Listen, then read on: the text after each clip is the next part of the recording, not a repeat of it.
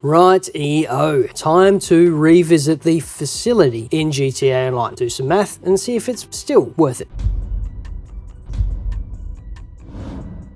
My name is Dan, and I'm an old grumpy gamer. We've got a lot of ground to cover here. This was a reasonably decent sized addition to GTA Online, and there's a lot to take in. So we'll break this down into chapters, with timestamps in the description below. We'll be going through why you'd want a facility, budget and purchase options, earnings and return on investment or ROI, setting up the facility, the Orbital Cannon, the Strike Force, and the Doomsday Heist primer. So first things first, why on earth would you want to buy a facility? Well, there's four main reasons. Access to the Doomsday Heist. You need a facility to unlock this set of heists, which will earn your team around 3.5 million per round on the harder difficulty. You can unlock the Avenger. So this airborne MOC is a fantastic flex. It lets you rain down merry hell and allows you to transport and modify most vehicles. And with a few additions, also unlocks Project Overthrow. It's worth noting you can also unlock the Avenger with a hangar too. Additional garage space, so more car parks, never goes astray. This facility allows you to store up to 7 additional vehicles, plus a bunch of specialist equipment, including the Kajali tank and the thruster jetpack. Access to the Strike Force. For a small fee, you can send a team of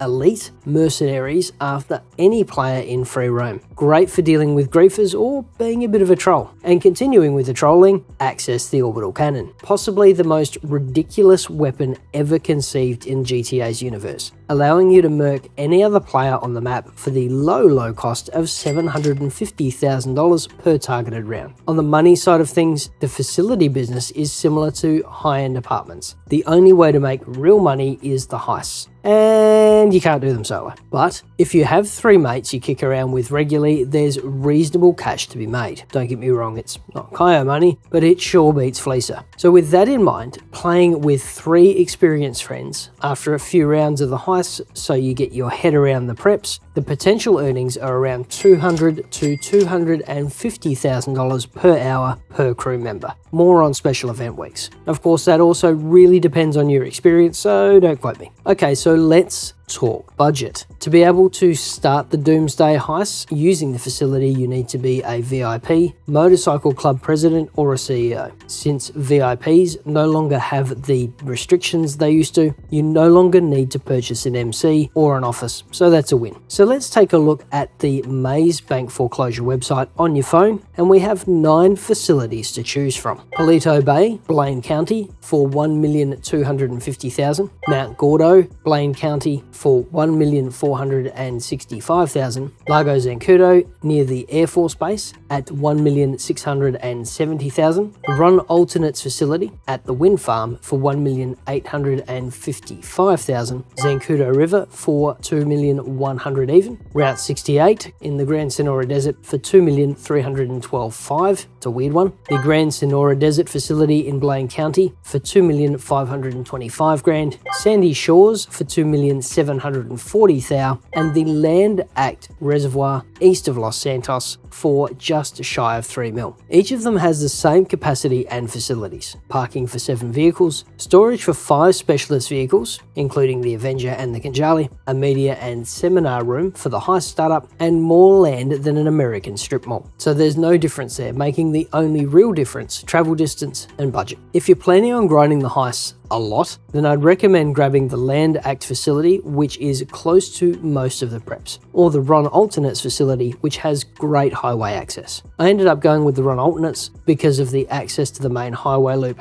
and it was right across the way from my bunker. Next, we have some upgrades, starting as always with the decor. You can change the floor and the trim. There's a free version, but you can spend up to $450,000 if you want to get really fancy with the green and white color scheme. While you're there, you can also tweak the wall graphics. There's a few different options available. Again, you can leave it as it comes at no additional cost, or you can spend up to $175,000 on the more modern look. For functional upgrades, you can grab the infamous Orbital Cannon at 900 grand, which will allow you to target and destroy any other player on the map. Note that 900 is just for the cannon. A single shot can set you back up to 750 grand as well, so it's not for the faint-hearted. The security room is next at $775,000. This gives you access to security feeds, a gun locker, and a strike team who can target other players. And skipping over to the lounge, again, there's a free version, but you can upgrade for between $185,000 and $245,000. And finally, you can also add a personal quarters for $150,000, so you can spawn in at the facility. This is handy if you have most of your other properties at the other end of the map, as it can be a massive time saver. Right, so that's it for actual expenses. That's really a minimum spend of $1,250,000 for the cheapest facility. But if you can budget 5.8, you'll get much closer to the city and will also get the Orbital Cannon, a strike team, sleeping quarters, and a nicer aesthetic. But at least the daily fees aren't too bad though. It's only $500 per day for the very basics, or up to $1,050 if you get all the kit. And with that in mind, you're likely to make your money back in your second round of heists, which will net you and your teammates around 1.05 million each, including first time bonuses. That's about 4,225,000 in total, and will take 10 to 12 hours depending on your skill level. After that, each round of heists will net you roughly 3.5 million total, or around 875 each, depending on the split. But it will be much quicker as you'll have your head around the preps and you can start skipping cutscenes. So that's about on par with the Dr. Dre contract, or Kyo if you're glitching gold. But with the additional garage space, access to the Orbital Cannon, and the opportunity to own your own Avenger, it's still worth the cash in my humble opinion. Okay, so to get rolling with this one, head somewhere safe and purchase your facility. Go to your phone, money and services, and Maze Bank Foreclosure. Once you've made your purchase, you'll get a quick call from Lester, and after that, head over to the new facility and head on in. You'll get a reasonably quick, one-time, silent briefing about the facility. No massive cutscene or story yet, just a simple overview of the facilities,